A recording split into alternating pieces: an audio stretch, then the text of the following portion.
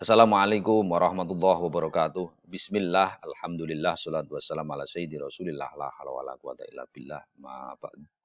Yang saya sayangi, saya cintai anak-anakku sekalian, siswa Madrasah Sanawiyah Mambu'ul Falah, kelas 8, bertemu kembali dengan saya, meskipun melalui virtual. Kita akan belajar tentang mata pelajaran KNU-an pada kelas 8 ini.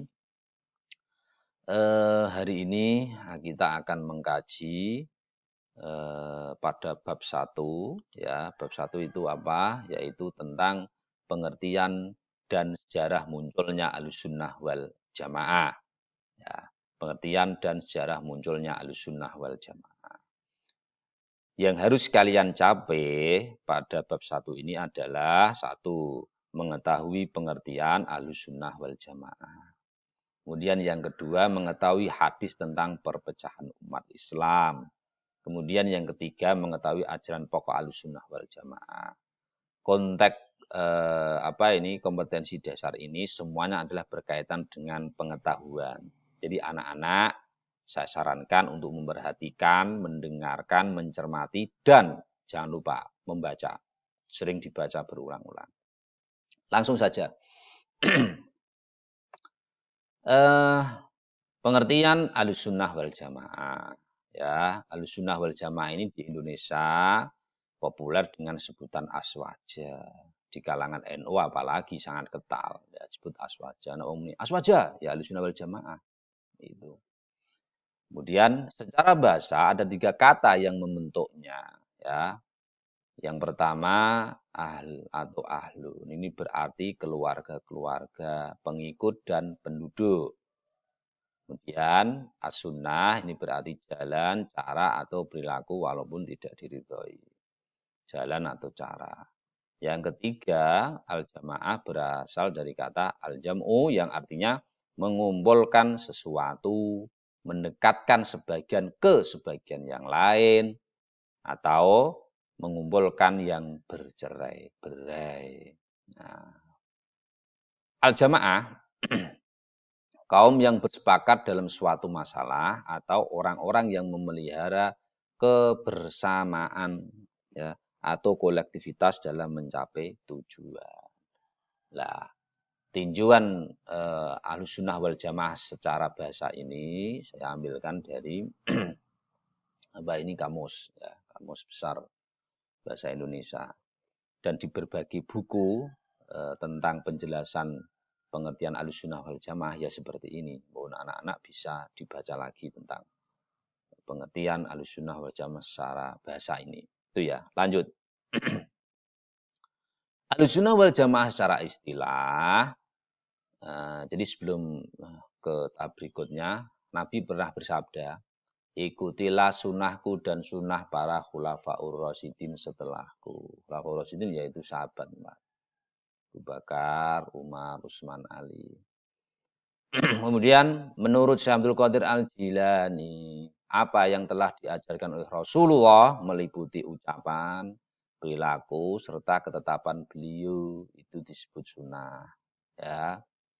Kemudian al-jamaah adalah segala sesuatu yang telah menjadi kesepakatan para sahabat Rasulullah Shallallahu Alaihi Wasallam pada masa Khulafaur Rasyidin yang 4 dan telah diberi hidayah oleh Allah Subhanahu wa taala.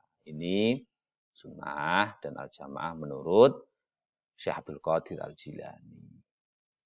Jadi, Ahlussunnah wal Jamaah dalam konteks istilah ini adalah orang-orang yang mendapat petunjuk Allah dan mengikuti sunnah Rasulullah. Petunjuk Allah mengikuti sunnah Rasulullah. Mengamalkan ajaran Al-Quran dan sunnah dalam praktek dan menggunakannya sebagai manhaj berpikir, bertingkah laku dalam kehidupan sehari-hari. Jadi cermin keislaman yang melekat pada diri kita itu didasarkan pada ajaran Al-Quran hadis, mengikuti petunjuk Allah, mengikuti sunnah Rasulullah. Itulah yang disebut Ahlussunnah wal Jamaah dalam konteks istilah. Ya. Selanjutnya, Dalam Ahlussunnah wal Jamaah kita tidak bisa terlepas dari istilah Sawadul A'dham. Apa itu? Sawadul A'dham ini aliran yang diikuti oleh mayoritas umat Muhammad. Ini istilahnya.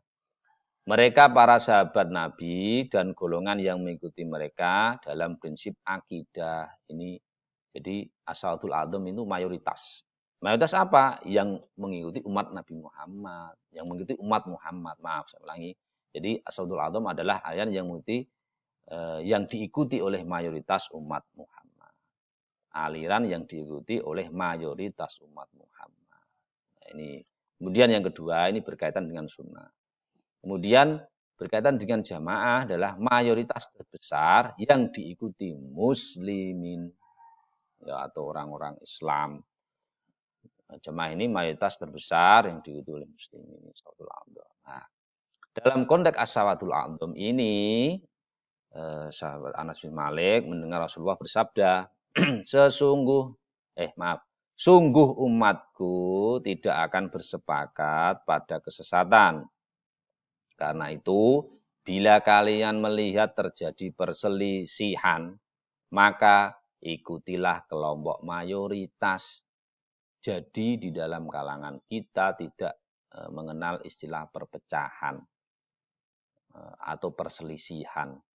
Nah, kok pamannya terjadi seperti itu, kita harus mengikuti kelompok mayoritas atau sawadul a'dham. Perlu dicatat, di dunia ini pemeluk Islam yang mayoritas adalah Ahlus Sunnah wal Jamaah. Ada kelompok-kelompok lain, ono Syiah, ono Wahabi dan lain sebagainya. Sekarang muncul istilah apa ini? Salafi Wahabi. Nah, itu kelompok kecil. Kalau yang mayoritas di Indonesia saja ya Ahlus Sunnah wal Jamaah. Dan di negara-negara lain yang Islam itu juga Ahlussunnah wal Jamaahnya banyak. Ya, ini perlu dicermati. Jadi ikutilah yang mayoritas atau dalam kelompok istilahnya disebut as-sawadul a'dham. Kemudian sekarang yang sisi akhir pengikut Ahlussunnah. Siapa pengikut Ahlussunnah wal Jamaah? Yaitu orang-orang yang selalu berpedoman kepada sunnah Nabi Muhammad SAW dan jalan para sahabatnya dalam masalah akidah keagamaan, amal-amal lahiriah serta akhlak hati atau akhlakul karim.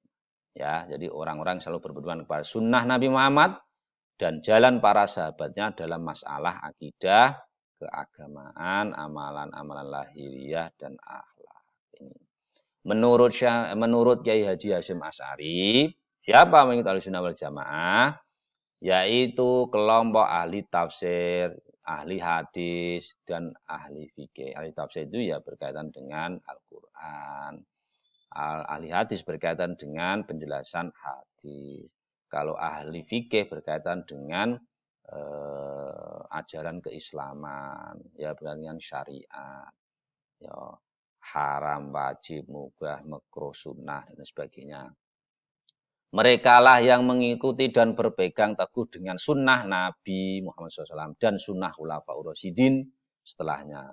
Mereka adalah kelompok yang selamat, yang disebut sebagai kelompok Al-Firqah An-Najiyah.